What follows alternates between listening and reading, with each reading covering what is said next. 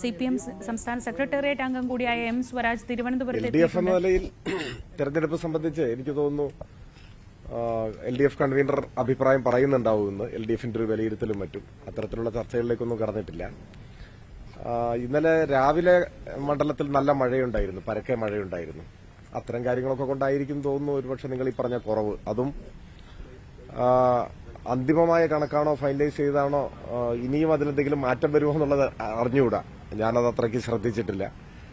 ഒരുപക്ഷെ ഈ കാരണം കൊണ്ടായിരിക്കും തോന്നുന്നു നേരിയ കുറവുണ്ടായിട്ടുണ്ടാവുക. മറ്റ് കാര്യങ്ങളെക്കുറിച്ച് നമുക്കിപ്പോൾ ആധികാരികമായിട്ട് പറയാനാവില്ലല്ലോ. ഞാൻ ഇന്നലെ തെരഞ്ഞെടുപ്പ് കഴിഞ്ഞതിന് ശേഷം തന്നെ പ്രതികരിച്ചിരുന്നു.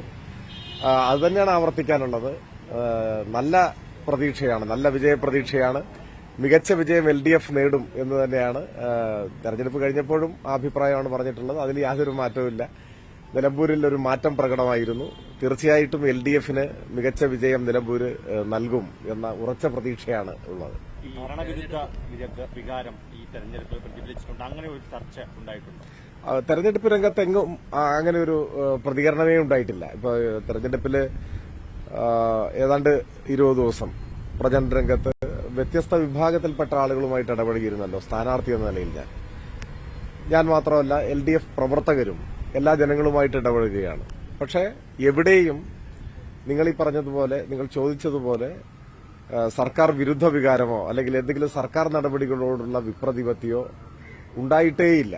മറിച്ച് പല കാര്യങ്ങളിലും ഇപ്പോ ക്ഷേമ പെൻഷൻ വാങ്ങുന്ന ആളുകൾ, ലൈഫിൽ വീട് കിട്ടിയിട്ടുള്ള ആളുകൾ ഇത്തരത്തിലുള്ള പ്രവർത്തനങ്ങളെ പിന്തുണയ്ക്കുകയും അത്തരം കാര്യങ്ങൾ ഇനിയും കൂടുതൽ ശക്തമായിട്ട് നടത്തണം എന്ന അഭിപ്രായം പറയുകയും ചെയ്യുന്ന അനുഭവമാണ് ഞങ്ങൾക്ക് അനുഭവപ്പെട്ടത്. അത്തരത്തിലുള്ള പ്രതികരണങ്ങളാണ്.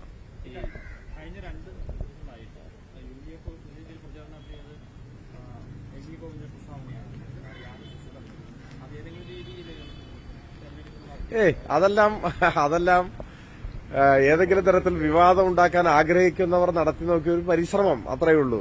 മുഖ്യമന്ത്രി തന്നെ ആ കാര്യത്തിൽ പാർട്ടി സെക്രട്ടറി തന്റെ ഒരു പ്രസ്താവനയുടെ അടിസ്ഥാനത്തിൽ ചില പ്രചരണങ്ങൾ നടക്കുന്നു എന്ന് ശ്രദ്ധയിൽപ്പെട്ടപ്പോൾ അദ്ദേഹം തന്നെ അത് വിശദീകരിച്ചു, വ്യക്തത വരുത്തി.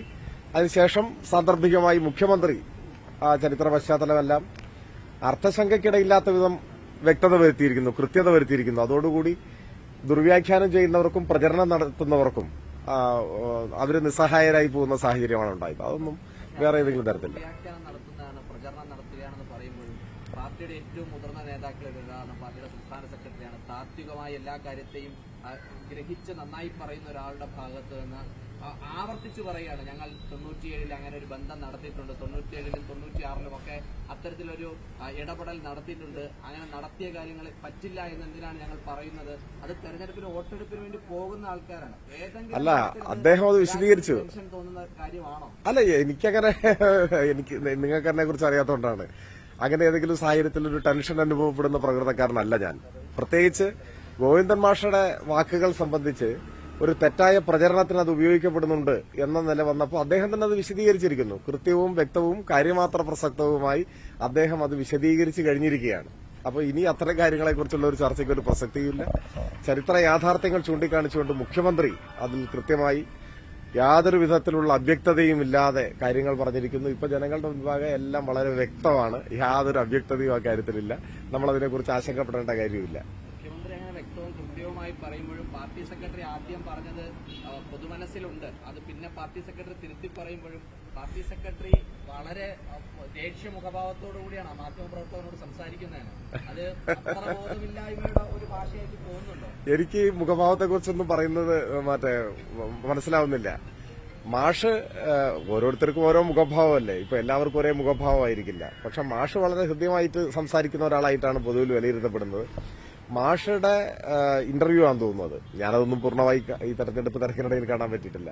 ആ ഇന്റർവ്യൂ UDFന്റെ ഒരു പ്രചരണത്തിന് ഉപയോഗിക്കപ്പെടുന്നതായി ശ്രദ്ധയിൽപ്പെട്ട ഉടനെ തന്നെ ഗോവിന്ദൻ മാഷ് തന്നെ ആ കാര്യം വിശദീകരിച്ചിരിക്കുന്നു. ആ വിശദീകരണത്തിൽ നമുക്കിപ്പോൾ നിൽക്കാം. ആ വിശദീകരണം അദ്ദേഹം കൃത്യമായി നടത്തിക്കഴിഞ്ഞു.